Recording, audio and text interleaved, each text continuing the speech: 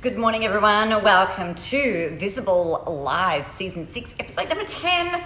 Oh, that doesn't want to make sure I don't knock that. It is the Awesome Show Live, because you can't spell awesome without me, meaning you. So really excited to host you for this episode. And I was sort of thinking last week about what would be the kind of like one of the most common questions that I get. How can I help you guys with the answering of those, and sort of like do this a little bit more like a kind of like an express workshop, I suppose. So today what I'm going to share with you is some things for you to consider, and it's really probably 5 main things for you to consider when it comes to you building your personal brand, when it comes to you really dialing things up, I guess, and really honing things in. So here's the thing that I wanted to share with you. And before we get started, let me know that you're on. Hey, Georgina, say hey, yay. And that you can hear me. I'm in a different area of the house, so I'm really hoping that the internet connection holds up. So really excited to have you. And if you are listening on any of the other audio channels where this gets shared out, like drop a comment, let me know that where you're hearing this from. All right, so the first thing that we've got to think about, and most people when they think about personal brand, let me know what you think about when it comes to talking about personal branding. For me and a lot of the people that I speak to, it's more of it can often be a thinking around how they present visually. And yes, that is a big thing. Obviously, it's really important for you to be able to demonstrate, I guess, your personality. You want to exude confidence. You want to look and feel confident, I guess. But really, at the end of the day, the way that you dress yourself, the way that you show up is only one little element. And it's kind of like when I'm looking at the 5 steps on my page, where it is that we start to look at where your brand comes in, like your personal brand, the visual personal brand kind of kicks in. It's not the first thing, because really, like you can get dressed in any way, shape or form that you want, right? And the main thing that we've got to consider, and the main thing that I would want to tell you to do before you start thinking about, oh, I need to wear this style of shirt, or I need to do this type of thing, or I've got to wear this dress. First and foremost, the very, very first question is, how do you want people to describe you? Right? What kinds of words and what kinds of language do you want people to describe you with? So for instance, is it about really, being stylish, elegant, edgy, rocky, laid back, comfortable, approachable, friendly, organic, what kinds of values, I suppose, do you almost want to exhibit with your visual appearance? Because it's a big thing, right? So rather than going, oh, I want to look like that person, or I want to wear things like this person does, really bring it back to looking at the language of how you describe that and how you really want to be seen. The next part about all of this is like, we'll take that bit out, because it's almost like the way that you dress, the way that you style yourself, it's almost like a secondary consideration, because you don't always have to show up on live streams, right? It's also about how we create your content. So your content helps to form part of your personal brand. Yes, your visual appearance definitely helps to form part of your personal brand. But we've also got to take a look at, well, overall, what do you really want to be known for? What do you want to be known for? Do you want to be known as the person who is the motivator, the inspirer, the resilient person who always shows up, the one who always has all the answers, someone who is a safe harbor in a really big, massive storm? What do you want to be known for? And this really, I guess, kind of ties into your legacy, right? And the way that I think about that is, like, I don't want you to get caught up in creating this big legacy and miss out on your life. But often we get caught up in the minutiae of building a business, of doing your marketing, doing your content creating and everything else like that. And we can lose sight often of what the end game is and what we really want to be known for. And is what you want to be known for the way that you are, I guess, like, is that in the way that you demonstrating that or building that in the way that you're showing up? So what do you want to be known for? And then the second thing that I really want you to do is have a think about, and this is some homework for you, is to sit down and think about all of the things that are really important to you in every area of your world.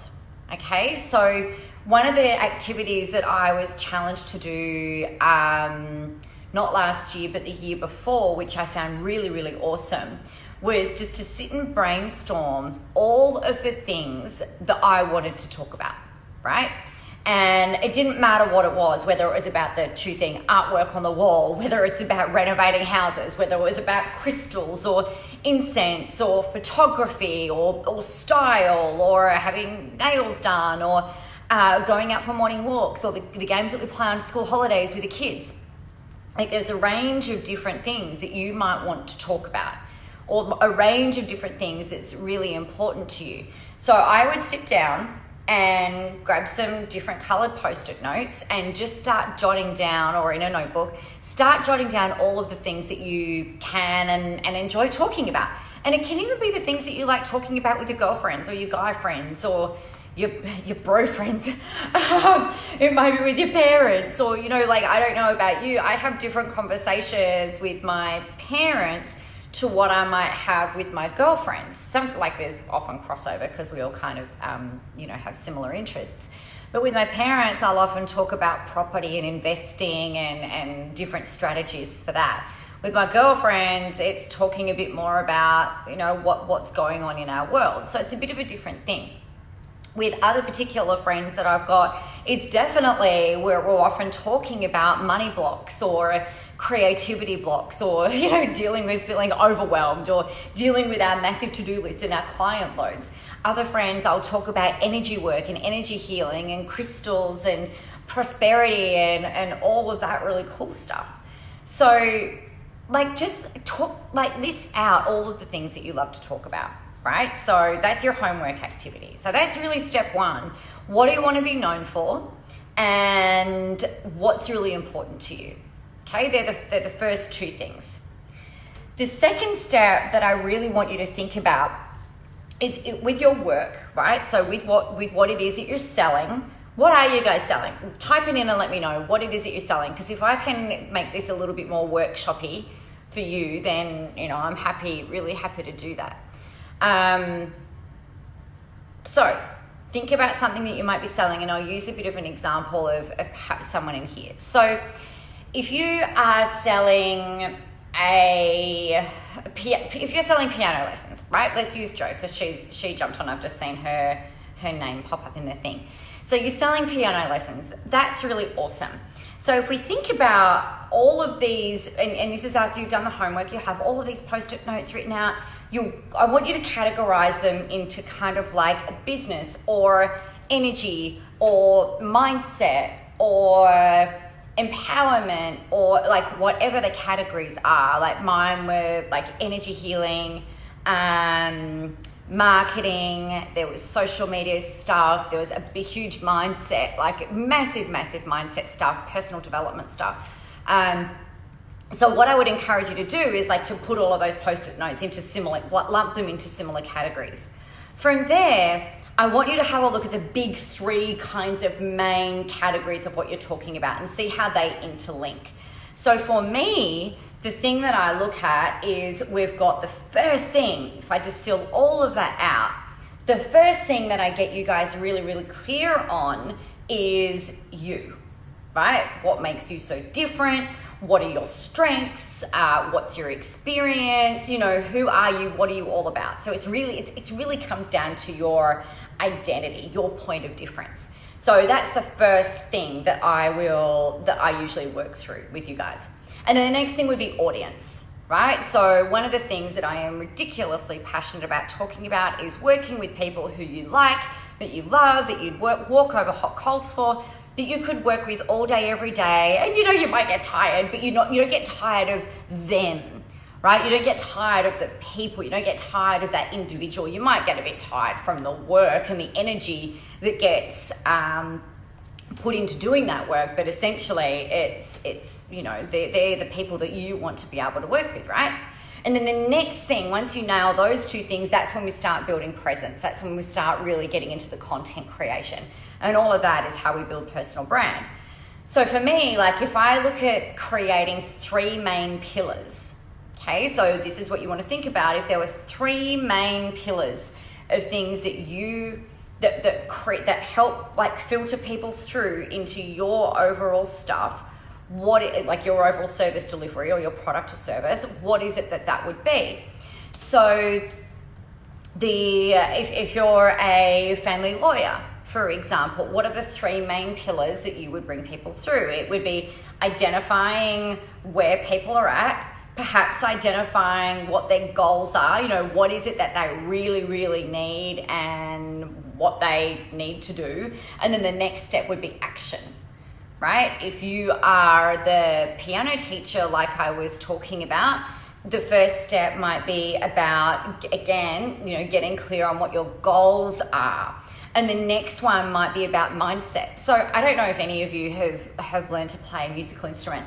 I was reading my school reports yesterday afternoon. I had this thought of like, oh, I might go and pull out my school reports. And I played violin from year 4 right through to, I think, at least year 11. I'm not sure about you. I can't remember if I played violin in year 12. I was certainly in the school band. I was always on stage. I would do solos. I was in the choir. Like I did all of that stuff. Now, what I discovered though, it was in around year 9, maybe year 10, maybe year 9. I remember having a conversation with my mum, just saying, I don't want to play anymore. I think I'm really bored. I think I want to quit. And she said, that's fine. No worries. You see out the rest of the term because that's what we've paid for. And then if you want to stop, then that's totally fine. And I was like, what? That's ridiculous. So she really empowered me to make my own choice around whether or not I wanted to continue playing. From there, it was around managing mindset, managing expectations, and then really making sure that working with the teachers that I was able to then extend my playing into where it was that my goals were. So there was a lot of mindset stuff.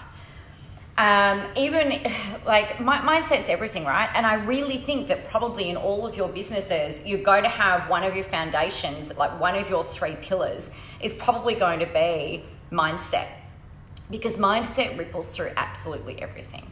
I played roller derby on the weekend, and that is the most ridiculous mindset game ever. Self-talk is so insane.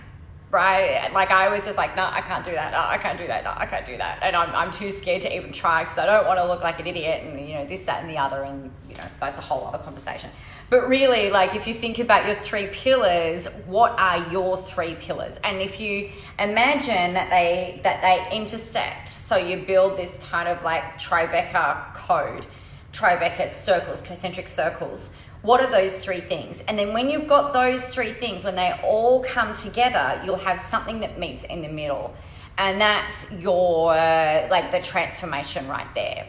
So for me, again, it was you, and then it's audience, and then it's presence, and then all of that is your personal brand, right? Or your ability to really own your rock star status in what it is, in your industry, in you doing what it is that you're doing. So they're your 3 things, the 3 circles.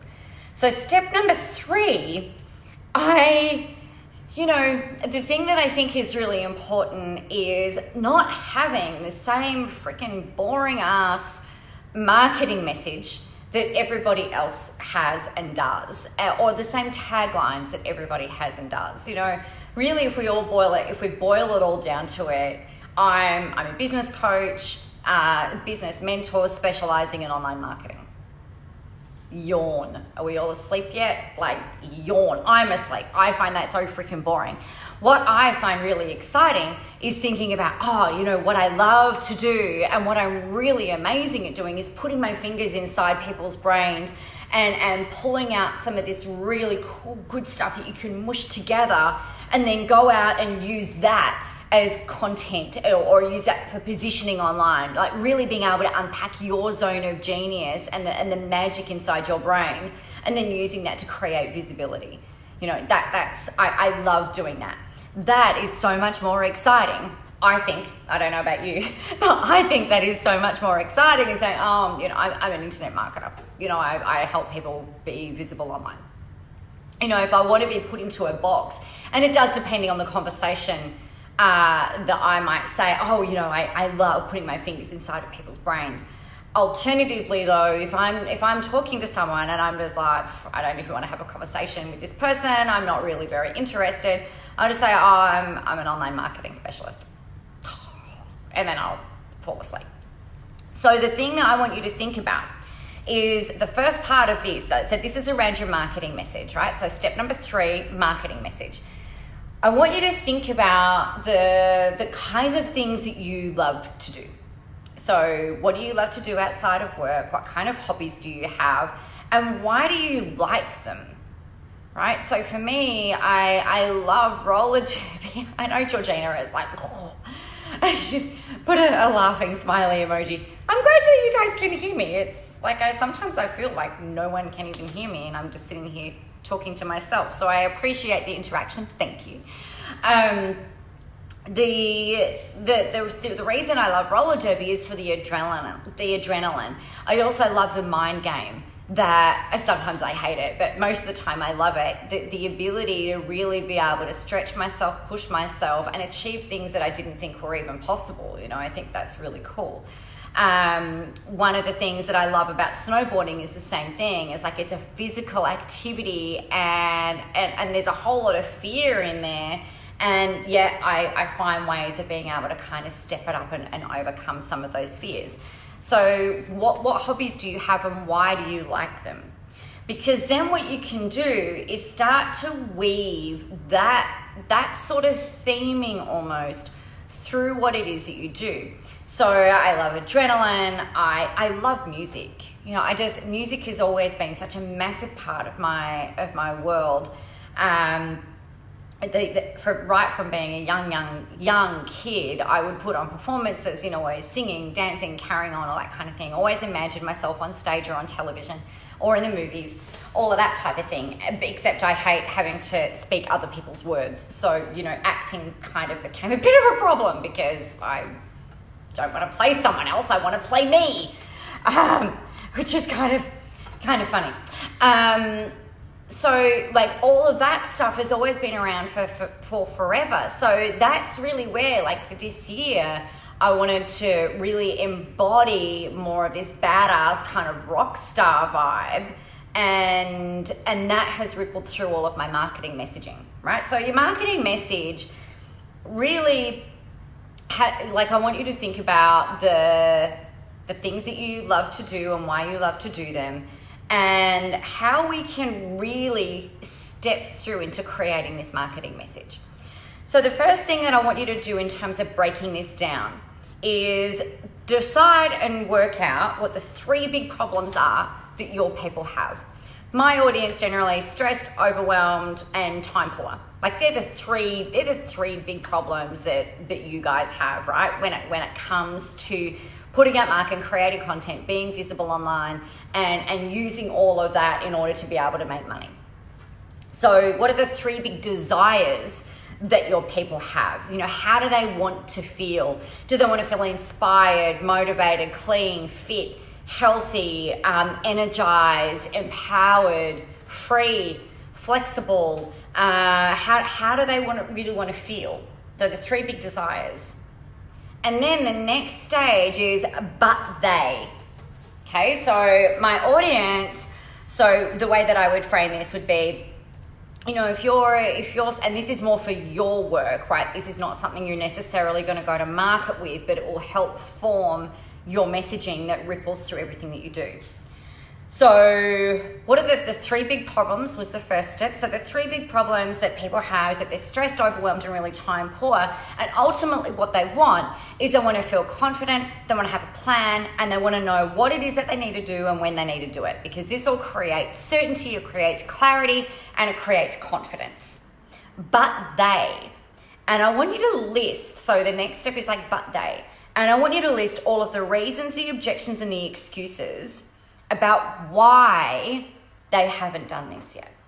but they get distracted by shiny things. They get overwhelmed when they think about what to say, when to say it, how to say it, where to say it, and how often to say it, right? They want to know that what they're doing is actually going to pay off, and that this isn't just an exercise in, narcissism or ego, right? It's really about them feeling like they're really adding value out into the world. And then what you do is you'll write, and then I. So you do what you do. So, and then I step in and I put my fingers inside your brains and I pull out all of this really cool stuff that you can use, package up, and then use online to create massive visibility and impact and results and influence so that you can get more clients and they can get results, right?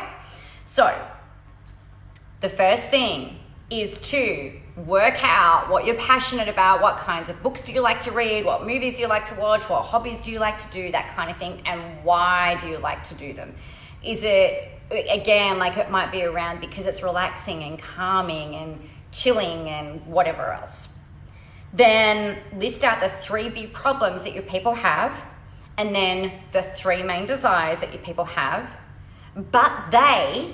and then you list all of the reasons and the excuses or the objections as to why they haven't done it yet. And then off you go, right? So then you step in and you do what it is that you need to do. No worries, Georgina. Have a good day. So that's a really big step, right? Right there, that's a really big step. And this is the work that most people just don't even think about even when it comes to creating content or, putting stuff out there. They just kind of go blah and verbal diarrhea all over the internet.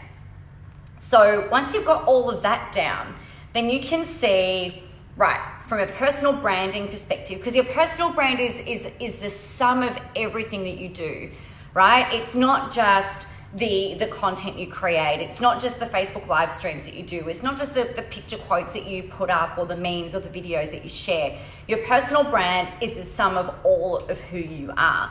So there's a reason that I post photos of my husband and I going for morning walks most mornings. So like this morning we went to the gym together. So I posted a photo of that. The reason that I'm doing that is to show you guys that part of my brand is making sure that you're still managing that family connection while you're building your business, right? It's not really to demonstrate balance, because I don't believe in balance in terms of like evenly balanced.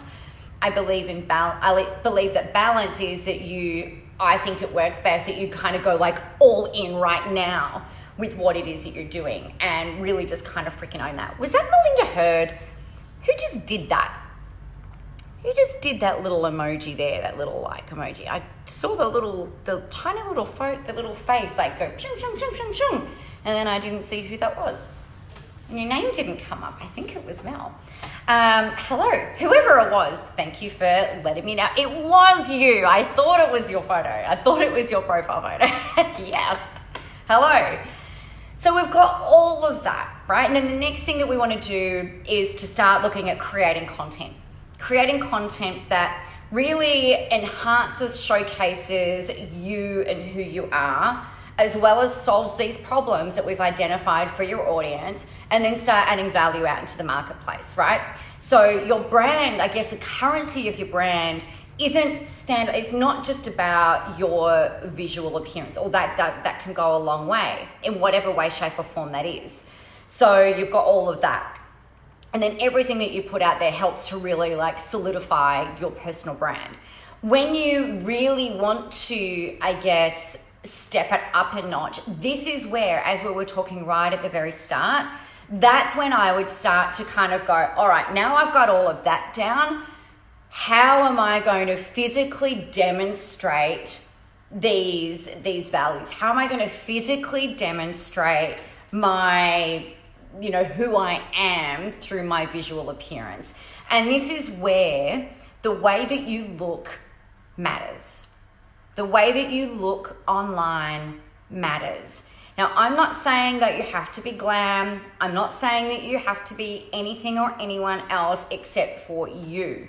But the thing that we want to do is really make sure that you're demonstrating and showing up in the best, most fabulous, awesome way for you that you can every day in your live streams, in your videos and things like that. So some of the time that I show up, I'll show up in my workout gear. And, you know, whilst I love having, you know, fabulous hair and makeup and, you know, looking kind of glam, it's also to show you guys that, you know, it's not always about being glammed up, and you don't need the glamming to be able to get the message across. Other days I'm like, yep, owning it, I love it, you know, and I've had time to shower and do my hair and get to the gym and do whatever. It depends on the timing of the day as to how I physically show up. Having photos, great photos of you taken, is actually also really important. And you don't have to, it's not something that you need to go and do straight away though, particularly if you're starting out. So I started this business in 2010, and I did not have proper professional photos taken until 2015, and I'd already made millions of dollars in sales, right? The thing that you've got to make sure of is that you've got some imagery that reflects you and who you are. And the great thing that we've got available to us right now, if you are, I guess, like in a place where you're not ready to invest in professional brand photography or anything like that just yet, we've got the beautiful thing of our mobile phones being able to take really excellent photos of us out and about. You can take selfies. You can have other people taking photos of you. It's so much more accessible and easy now than what it was even in 2010, when do you know what I used to do? I used to film blogs all the time, and I would actually, in terms of the photos that I would use and put up online of myself, they were always screenshots out of the videos, because I didn't have a great camera, I didn't have a photographer, I was running on a freaking, like a negative budget, essentially, like a zero budget to try and grow this business. And so I would just take screenshots out of videos rather than going and doing that. So we've got ways of being able to work around things these days. Having said that, when you go in and you do invest in brand photography, you want to expect that some of those images are going to last you a good 12 months, right? Melinda, who just jumped on before, I don't know if you're still on, she took some photos of me last year that I'm still using to this day. It was over 12 months ago, the first round that got taken with her. What are we now, July? So like I guess, like, unless you've gone and changed your look dramatically, or maybe you've had a values shift and things like that, then that's a little bit of a different story. But really, like, the imagery that you get created should really last you. The best advice that I can give you though around that is to make sure that you've done these other steps first. It is so critically important that you get these other steps down first and foremost. Otherwise, you know, you're going to go, and not just the money, but the time that you invest in getting professional imagery organized and things like that, you'll find that it doesn't have the longevity, because you really want to be able to make it fit you, who you are, the things that you want to demonstrate and convey out into the world, as well as be able to match your audience with how you want them to see you. All right. So there you go. The next step in all of this is getting into action. And this is where I want you to create a content plan. So your content plan, the thing that I would have a look at is going, all right, with your 3 pillars, right? So you've got your 3 pillars. We've got the thing in the middle that is the culmination of those 3 pillars. I should do it that way, right? Because pillars go up. So pillar 1, pillar 2, pillar 3. And then, like, that tabletop is what happens as a result of these 3 pillars being in place. From there, what you want to do is go, all right, so pillar 1, pillar 2, pillar 3, pillar 4. Do that. Focus on one pillar in month 1. Then look at the next pillar in month 2, and then the next pillar in month 3, and then the tabletop would be your month 4 content. And then just keep recycling and revolving around that each quarter for the year. So month 1 would be about you, right? So if I look at the 4 main things that I would need to talk about, then that gives you a focus for each week. And then the next one being audience. What are 4 things that I could talk about? That gives me a focus for each week. And then presence. What 4 things am I going to talk about? That's a focus for each week in month 3. And then the culmination of all of that is personal brand. What are the 4 things that I could talk about? That's month 4, 4 weeks. Right? So it gives you consistency of message. It keeps you on track and on task. It keeps you on message. It really keeps your it keeps your content flowing. You're always solving problems. You're always helping people achieve their goals, dreams, and desires, and getting all of that done. Mel, agreed. We evolve with our business. Your image, your style, your confidence evolves. Exactly. Phones are fine to start. Just get visible. Yeah, exactly. Yeah, 100%. I agree with you. Phones are fine to start, 100%. But then, there comes a time, depending on where you're going with your business, right?